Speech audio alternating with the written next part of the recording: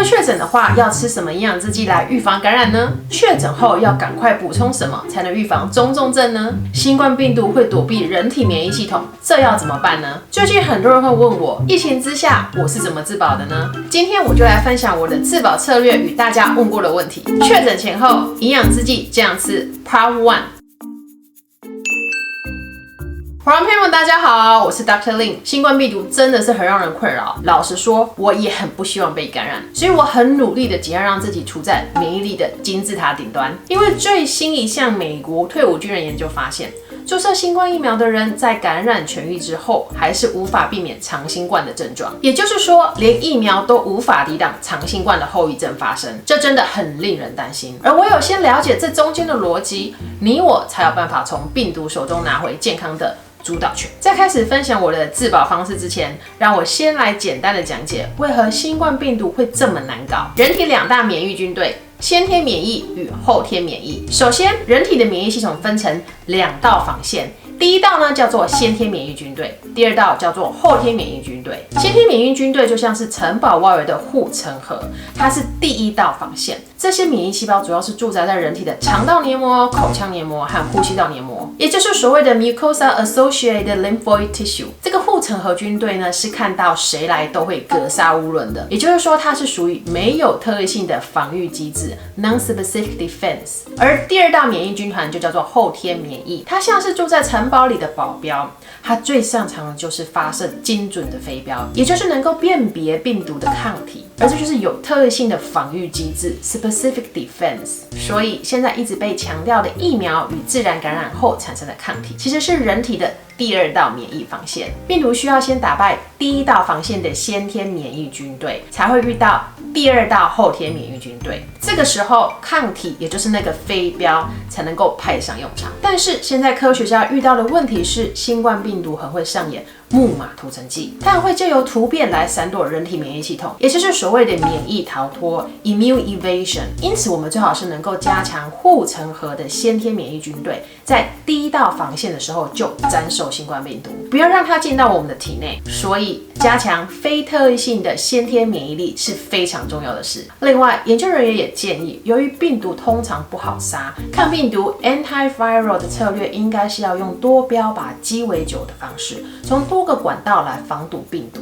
意思就像是把城堡的北门、东门、西门、南门各个门都通通堵起来，才比较容易成功。我是如何自保的呢？我自保的方式在之前健康聊心室新冠病毒系列影片中我都有提过，就是我其实非常主张借由检验来确认目前的健康状态，再依据检验结果来决定个人化营养制剂的剂量，这是由血液指标数据来做决策的循环，这样才知道剂量吃的是过多还是过少，一切都不用瞎猜。这也是我一再强调的 evidence-based naturopathic medicine 实证自然医学、精准医学 precision medicine 与 personalized medicine 个人化的概念。除了常规治疗之外，关于我自用的营养制剂呢，第一个要分享的就是紫锥花。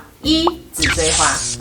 紫锥花 Echinacea 在欧美药典里是一个历史悠久的广效非特异性的抗病毒老植物，它富含烷酰胺、酚酸类多糖体成分，在上呼吸道病毒感染方面早就有很多的相关研究。2021年研究指出，紫锥花能够加强干扰素的讯息和增强先天免疫的基因表现。大家还记得吗？我在健康聊心室的第41集有讲到发烧的机制的时候有提过，干扰素是人体对抗病毒入侵最快的反应部队，它具有抗病毒、抑制病毒复制的作用。当干扰素分泌不足的时候，感染通常会变得更严重。研究也发现，新冠病毒就是利用阻断人体分泌干扰素的正常机制，让身体的免疫反应变得迟钝，病毒才容易逃脱出人体的免疫系统。因此，拥有能够正常分泌干扰素的先天免疫军队，对于斩首病毒是非常重要的。再来，2021年有紫锥花与呼吸道感染的临床研究发现，紫锥花能够在5天内降低新冠轻症的病毒量达99%，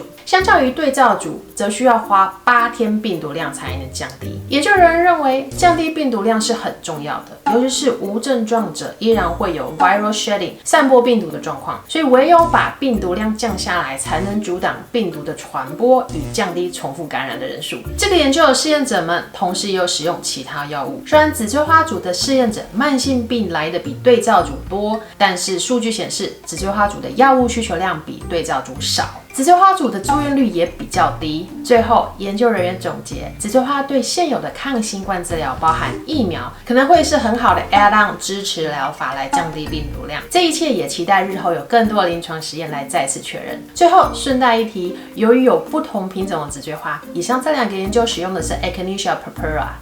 感染叶。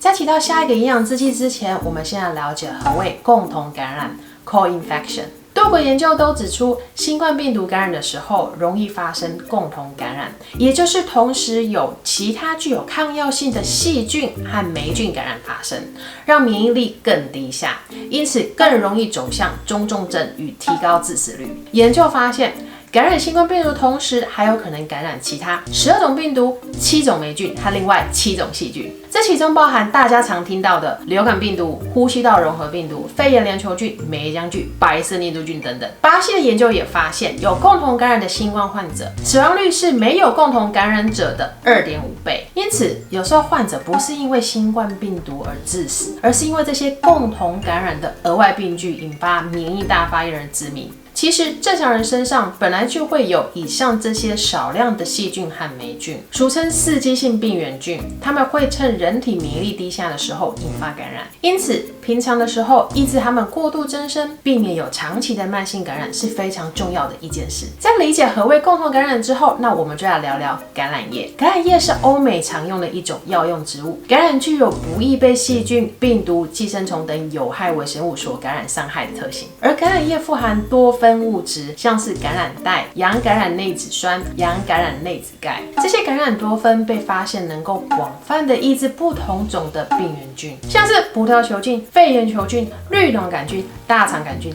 流感病毒、带状疱疹病毒等等，有助于对抗感染。除了原本就已知的广泛 antimicrobial 抗病原微生物作用与抗发炎作用之外，目前也有研究发现橄榄叶的成分能够抑制新冠病毒。儿茶素。从绿茶萃取出来的儿茶素分子，研究发现能够抑制诱发发炎的蛋白酶 inflammasome， 降低细胞激素风暴。它还可以抑制新冠病毒复制来达到抗病毒的效果，甚至还有研究指出儿茶素能够有效预防流感病毒，这也有助于预防共同感染。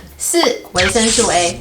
维生素 A 对于保护先天免疫的黏膜完整性很重要，它本身是一个抗发炎和提升免疫力的维生素，它控管人体的 T 细胞分泌型免疫球蛋白 A 和细胞激素的产生，让身体有效的去对抗病毒感染，并有助于降低症状天数与感染发生的几率。非常饱和的维生素 A， 成人建议为1天5000 IU 之内，感染期则建议可以使用5000至10000 IU， 更高的剂量使用或是怀孕和哺乳的妇女则建议在专业人员指导下进行才安全。